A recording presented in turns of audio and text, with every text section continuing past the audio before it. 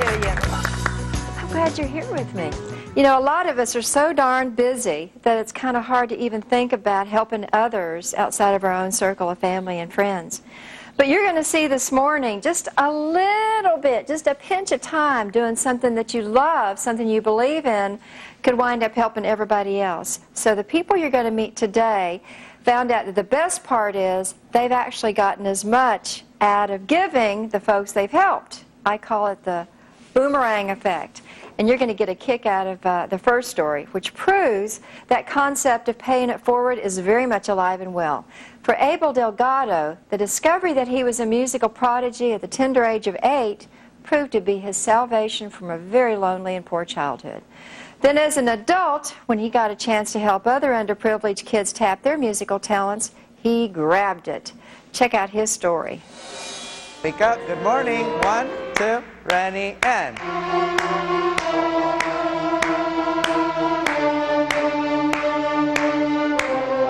And hold. Music changed my life in so many ways.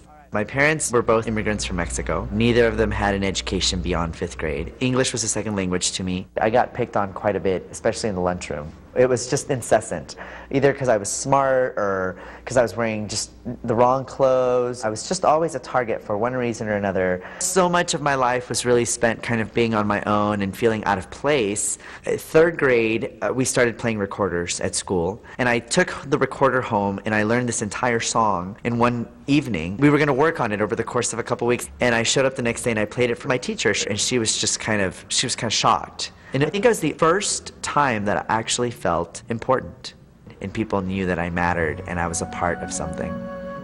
I guess music found me. It was the actual physical act of performing that really made something inside of me change and click.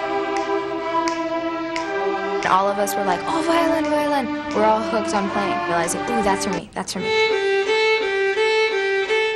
Harmony Project means a lot to the kids who are in the program. They love music, but they don't have programs in their schools. The kids that we work with have really difficult situations sometimes. He knows what it's like to be a child in this type of situation, an underserved child. If you're too short, if you sit on the edge, you can reach the floor. Magic! All right? Okay, let's do it again, a little faster. 1, 2, ready, see, skill. When I came into the Harmony Project, I was 23. Right now I'm 26. Started the first flute class at a community center and had a lot of ideas about maybe, the way the organization could grow. I'd like to just introduce myself for those of you that don't know me. My name is Abel Delgado. They were very gracious, and as a result of hearing my ideas, offering me the position of executive director. And in 2.5 years, the program has grown from under 50 kids to close to 300, operating budget from $80,000 to close to $500,000. We're not just giving them a chance to play music, we're really here to give them a chance to change their lives, their interaction with their families. We want them to think about going to college someday. So many of them say, I never thought that I would be able to play a violin. And then what usually follows that, and it breaks my heart every time, is I always thought classical music was for rich people. Right there, please. I'll give you 1, 2, 3, 1. 1, 2, 3, 1.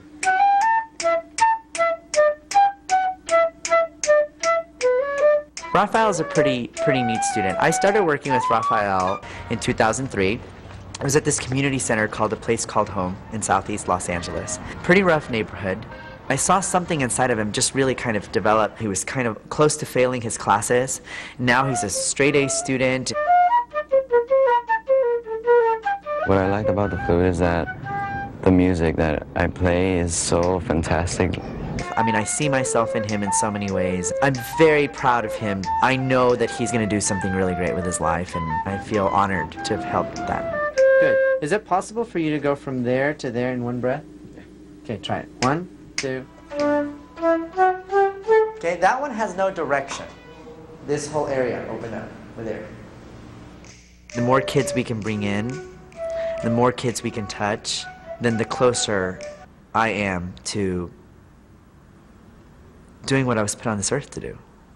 Now, clarinet and trombone, right here, now. I'm hanging out with my girlfriends. I mean my professional sidekicks. Two people who give more than they know to me. Dr. Dale Atkins, psychologist, and Rabbi Sherry Hirsch.